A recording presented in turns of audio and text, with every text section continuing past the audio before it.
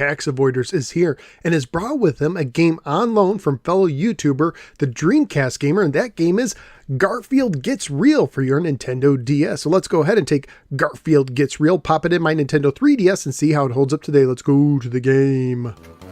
Garfield Gets Real was published by Zoo and carries a copyright year of 2009. It is based in part on the 2007 Garfield animated film of the same name. According to the manual, you are a director producing a DVD based on a day in the life of Garfield.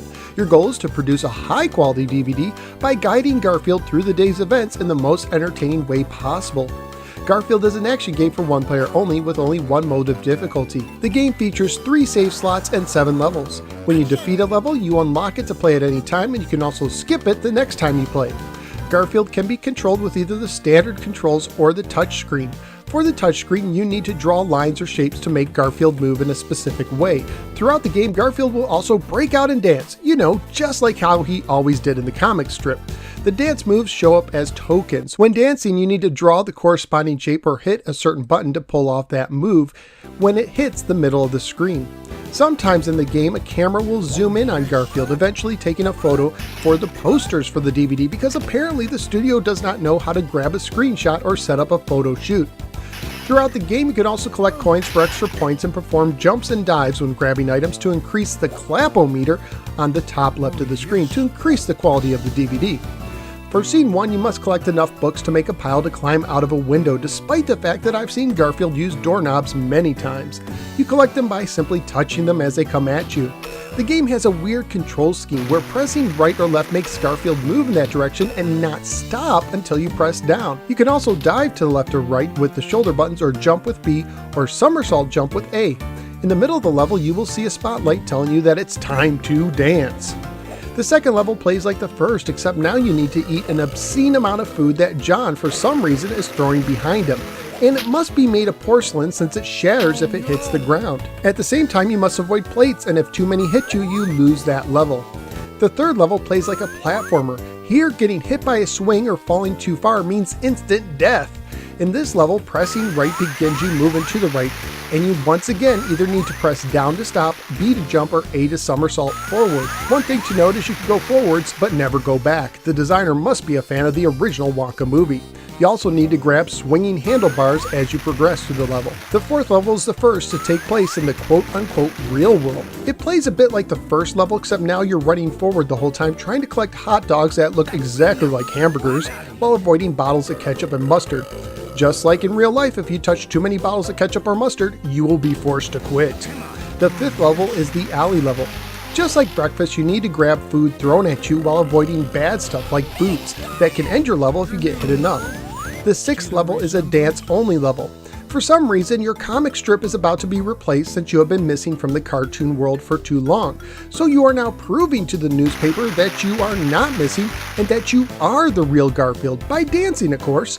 The formula changes a bit for this dancing, as now you are shown the moves in advance but must memorize them as they hide them when you actually dance. If you make one mistake, you lose the level. In the final scene, you must rescue Odie in a burning hotel to make it back to the cartoon world. This plays just like the playground level, except you also need to avoid spikes that shoot through the wall. After each level, you get a 1 to 4 star rating, starting at bargain bin for 1 star and going all the way to director's cut for 4 stars. This is slightly ironic, as I know Zoo, the publisher, for making bargain bin games. Graphically speaking, the game looks okay but not amazing. Sound and music-wise, the music feels really generic, and it didn't do anything for me. You do get a couple of voice clips, but sadly it does not feature the original Garfield, the late Lorenzo music. How's this for some fun facts? When Lorenzo passed away, he was replaced by Frank Welker for the role of Garfield, who he previously worked on the real Ghostbusters, where Frank played Ray and Lorenzo played Peter Venkman, who in the movie was played by Bill Murray, who voiced Garfield in the 2004 film. And when I was asked to do a voiceover of Garfield for a certain YouTuber, I went off the wall making a voice similar to Dr. Claw from Inspector Gadget, who is voiced by the current voice of Garfield, Frank Welker. Just try to wrap your head around that for a minute. Family friendly wise, the game got an E for everyone rating, although I did find it strange that in the manual for the game, targeted towards kids, they named one of the moves after the R-rated movie Pulp Fiction. At the time I researched on eBay, including shipping, loose copies were going for $4 to $6, one complete copy sold for $7, and new copies were selling for $9 to $10. So what did I think of Garfield Gets Real? I am almost speechless how awful this game plays. The platform level controls are simply awful and make the Bubsy games look like masterpieces. It should be simple, simply go in the direction on the D-pad being pressed and stop when it's not being used. Also, the dancing should be simple, just like DDR, where you press the button shown rather than having to memorize what the icons mean. To make things worse, on the platform levels and the dancing levels, you aren't allowed to make any mistakes, and considering the awful controls, that is very unfair, especially for a game made for kids.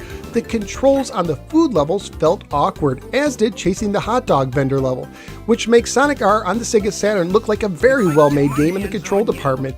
And to make matters worse, in the levels where you have to avoid objects, there isn't a life meter to show you how much damage you have taken, but I guess I can forgive it since life meters have only been around since the early 80s.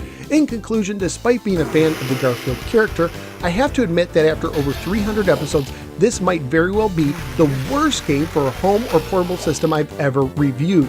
There you go, tax avoiders, I found yet another game worse than you, and another title to put on the list of games that are far, far worse than ET on the 2600. Usually at this time I rank the games against one another on the same system, but since this is my first DS game, that will have to wait until I review another one. But spoiler alert, there's a pretty good chance whatever game it is, it will rank above this one. So what do you think of Garfield? Whether you agree or disagree with me, feel free to let me know in the comments below. Also feel free to click like and subscribe and follow me both on the Facebook or the Twitter. I'm also a member of the Retro Junkies Network. At this time, I'm considering thanking fellow YouTuber Dreamcast Gamer for letting me this game to review today. Thank you. But definitely, I'd like to thank the extraordinary Isaac for supporting the show through Patreon. Thank you, Isaac. If you appreciate the work I do, please consider joining the League of Extraordinary Patreon Supporters by signing up at patreon.com/NoSwearGamer.